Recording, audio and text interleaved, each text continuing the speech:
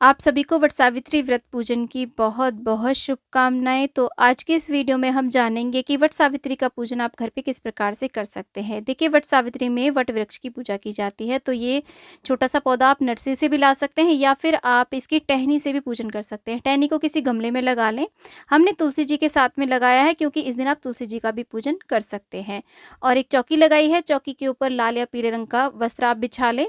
और साथ में अगर आपके पास वट सावित्री व्रत कथा की जो पुस्तक होती है वो है तो उसे भी विराजमान कर लें। गौरी गणेश की स्थापना करें। सुपारी के ऊपर कलावा लपेट के हमने गणेश भगवान बनाए हैं और हल्दी की गांठ से हमने गौरी मैया बनाई है। वट वृक्ष के पत्ते के ऊपर हमने उन्हें विराजमान कर दिया है। साथ में हम कलश की स्थापना करेंगे। तो अक्षत यानी कि चावलों से एक ढेरी लगा लें या अष्टदल कमल बना लें। फिर हम एक कलश लेंगे, किसी भी धातु का ले सकते हैं, मिट्टी का ले सकते हैं। उसके ऊपर स्वास्तिक बनाएं। कलश के कंठ में आप मौली यानी कि कलावा भी बांध लें, फिर उसे कंठ तक आप जल से भर दें।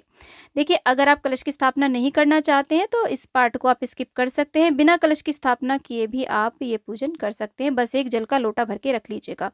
कलश के अंदर हम सिक्का, सुपारी, हल्दी की गांठ, कुछ अक्षत पुष्प डाल देंगे। फिर हम इसमें आम के या अशोक के पत्ते लगा देंगे। आप वट वृक्ष के पत्ते भी लगा सकते हैं। उसके ऊपर एक बर्तन के अंदर भर के, कटोरी या प्लेट के अंदर भर के हम अक्षत या चावल रखते हैं। आप काले तिल भी रख सकते हैं और उसके ऊपर एक नारियल हम इस प्रकार से रख देंगे कलावा बांध करके।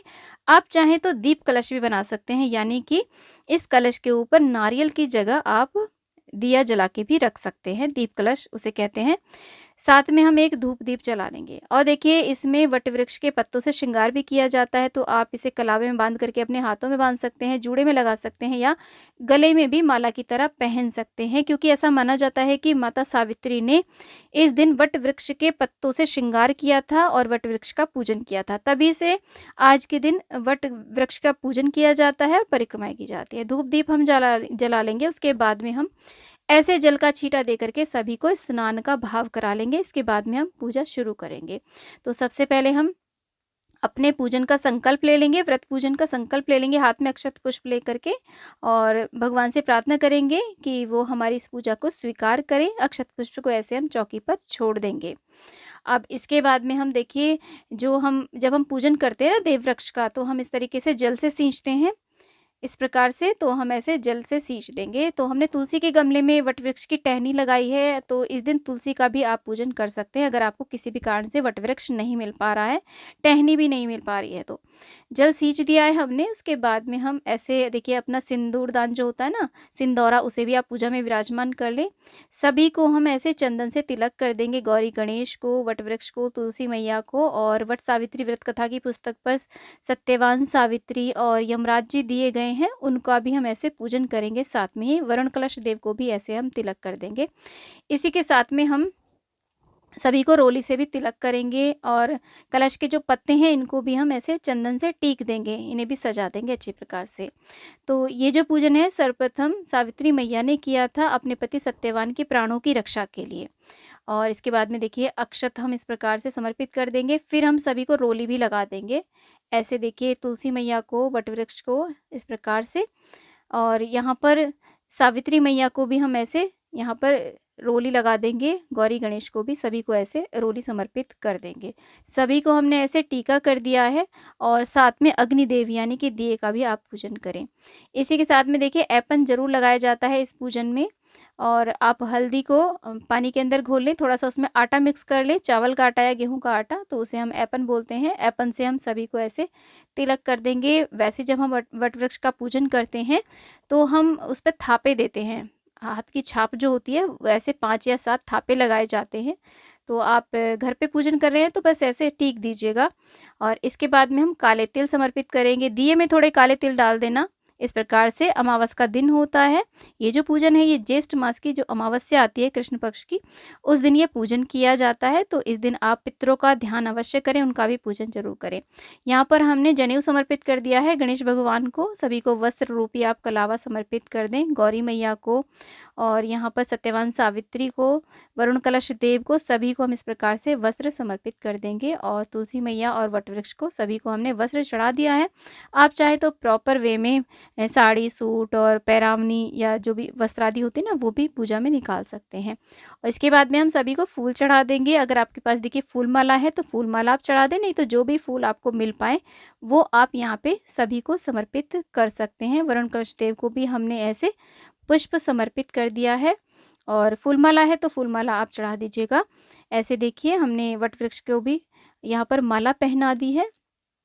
तुलसी मैया का भी आप साथ में ही पूजन कर लें। और इसी के साथ में श्रृंगार की सामग्री हम भेंट करते हैं। इस प्रकार से गौरी मैया और सावित्री मैया को ऐसे श्रृंगार की सामग्री हम भेंट कर देंगे। भीगे हुए काले चने हो सके तो इन्हें अंकुरित कर लें, इसका बहुत महत्व है इस पूजा में। सभी को हम ऐसे चढ़ा देंगे भीगे हुए काले चने। और यहाँ पर भोग प्रसाद में मीठे पुए, पूड़ी, गुलगुले जो भी आपके यहाँ पर भोग बनता हो, कुछ भी मीठा जो भी आपके हलवा पूड़ी, खीर पूड़ी जो भी बनता हो उसका आप यहाँ पर भोग लगा सकते हैं। तो सभी को ऐसे भोग लगा देंगे। कहीं कहीं पर बरगदे बनाए जाते हैं और इसी के साथ में ऋतुफल का हम भोग लगा देंगे। तरह तरह के ऋतुफल देखिए बांस की डलिया में रख के अगर आप ये भोग लगा पाएँ तो बहुत ही शुभ माना जाता है, नहीं तो जो भी पात्र हो उसमें आप भोग लगा सकते हैं। इसी के साथ में आज के दिन छोटा सा हवन किया जाता है। आप चाहे तो गाय के गोबर का उपला सुलगा लें गैस के ऊपर, उसके ऊपर भी हवन कर सकते हैं, या फिर कपूर के ऊपर भी आप आहुतियाँ दे सकते हैं। तो सामग्री की आहुतियाँ दें, साथ में जो भी आपने भोग बनाया है, मीठा बनाया है, उसकी यहाँ पर आहुतियाँ दें, कपूर जलाएं और सूखा जो नारियल होता है गोला वो आप यहाँ पे जला दें।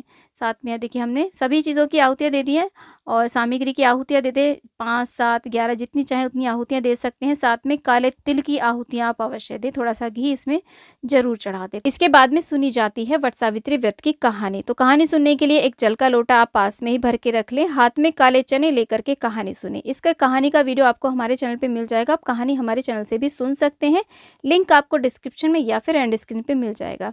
जब देखिए हमारी कहानी संपूर्ण हो जाती है तो हाथ में जो काले चने लिए ना, इनको हम चौकी पर छोड़ देंगे और ऐसे हम प्रार्थना कर लेंगे। देखिए वट सावित्री व्रत का जो पूजन है वो अपने पति की लंबी आयु, अच्छे स्वास्थ्य, उन्नत जीवन और संतानों के लिए किया जाता है, घर में सुख समृद्धि के लिए किया जाता है। और इसमें की जाती है वट वृक्ष की 108 परिक्रमाएं और इस कच्चा सूत या फिर कलावा लपेटते हुए भी परिक्रमाएं की जाती हैं। और बीजना यानी कि हाथ के जो पंखे होते हैं ना, इससे भी वट वृक्ष की हवा की जाती है। तो ये 2 पंखे लिए जाते हैं, एक वट वृक्ष के लिए, एक पति के लिए। इसके बाद में हम परिक्रमाएं करते हैं।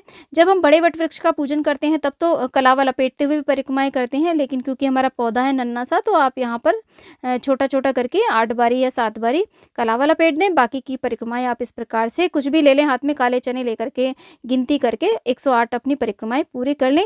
इस पूजा में 108 परिक्रमा का महत्व बताया गया है। अगर आप देखिए स्वस्थ नहीं है, आपका स्वस्थ साथ नहीं देता, तब आप अपने अनुसार परिक्रमाएं कर सकते हैं। इसके बाद में हम पूजा में रही कमियों को दूर करने के लिए कुछ ना कुछ दक्षिणा यहाँ पर जरूर समर्पित करेंगे। इसके बाद में लिया जाता है सुहाग। तो सबसे पहले हम अपनी पूजा को मिनस देंगे, हाथ में थोड़ा सा जल लेकर के इस प्रकार से पूरी पूजा को मिनस देंगे और पूजा में रही कमियों के लिए क्षमा याचना कर लेंगे। और ऐसे देखिए अपना हम पल्लू फैलाएंगे, साड़ी का या जो भी आपने पीली या चुनरी ओढ़ी है उसके अंदर ऐसे हम अपना सिंदूर दान जो है उसको रख लेंगे। और इस सिंदूर दान में से हम पहले माता गौरा को यानी कि माता पार्वती को और सावित्री मैया को सिंदूर अर्पित करेंगे। इस प्रकार से देखिए थोड़ा सा सिंदूर हम उन्हें लगा देंगे। आप 5 बारी, 7 बारी या 4 बारी भी लगा सकते हैं। बाद में जो सिंदूर हमारे फिंगर में बचता है इसको हम अपनी मांग में सजा लेते हैं और माता से अपने सुहाग की लंबी आयु के लिए प्रार्थना करते हैं। और ये सिंदूरा जो है ये हम अपनी पास ही रख लेते हैं। तो इस तरीके से इस पूजा में सुहाग हमें लेना होता है।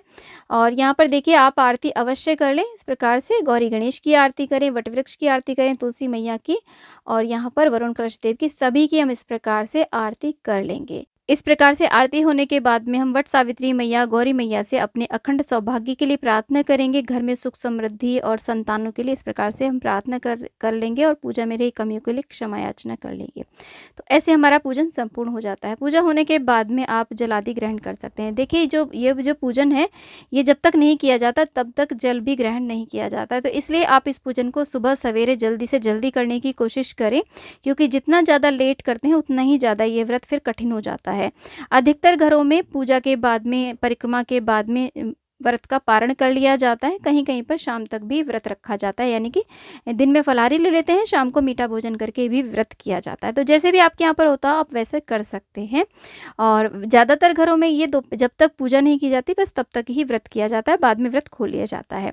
पूजा के बाद में सामग्री का हमें क्या करना है? देखिए, जो गमला आदि आपने लगाया उसे आप अपने यथास्थान पे रख देंगे और यहाँ पर जो भी आपने फल आदि जो भी भोग लगाया है उसको सभी को आप प्रसाद के रूप में बाँट दें। बीजना, एक बीजना आप मंदिर में दान कर सकते हैं, किसी को भी ज़रूरतमंद को दे सकते हैं। दूसरा बीजना ये पति का होता है, पति की हवा की जाती है। पति का इस बीजने से हवा करने के बाद में पूजन भी किया जाता है और हो सके तो उनके हाथ से ही आप जल ग्रहण करके इस व्रत को खोलें।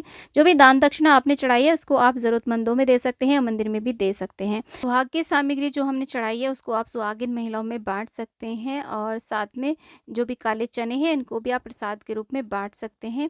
इसी के साथ में देखिए, कलश का विसर्जन हमें कैसे करना है। कलश का विसर्जन जैसे हम और पूजा में करते हैं वैसे ही करना है, यानी कि कलश के जल को आप घर में छींटा दे दें, बाकी फूल पत्तियों का विसर्जन कर दें। कलश का जो नारियल है इसे दक्षिणा सहित आप चाहें तो मंदिर में दान दे सकते हैं या फिर आप इसे घर में ही बघार करके इसे प्रसाद के रूप में बाँट सकते हैं। और कलश के अंदर नीचे जो चावल हमने रखे हैं पशु पक्षियों को खाने को दे दें और ये जो कलश का जो पात्र है मिट्टी का, इसको आप पशु पक्षियों के लिए जल रखने की व्यवस्था करने के भी काम में ले सकते हैं। तो इस प्रकार से बहुत ही ध्यानपूर्वक आप सारी सामग्री का विसर्जन कर सकते हैं। गौरी गणेश की जो हमने स्थापना करी है इनको आप जल का छींटा दे करके वापस से रख लें, फिर किसी और पूजा में आप इनकी स्थापना कर सकते हैं। जनेऊ को भी आप, जो कोई जनेऊ पहनते हैं उनको आप दे सकते हैं। तो ऐसे आप सारी सामग्री का विसर्जन कर दें। फ्रेंड्स, आज का ये वीडियो आपको कैसा लगा मुझे कमेंट बॉक्स में ज़रूर बताना। वीडियो थोड़ा सा भी आपको पसंद आया हो, यूज़फुल लगा हो तो प्लीज़ वीडियो को लाइक, शेयर एंड चैनल को ज़रूर सब्सक्राइब करिएगा और कमेंट बॉक्स में वट सावित्री मैया की जय आप अवश्य लिखिएगा। जय वट सावित्री मैया।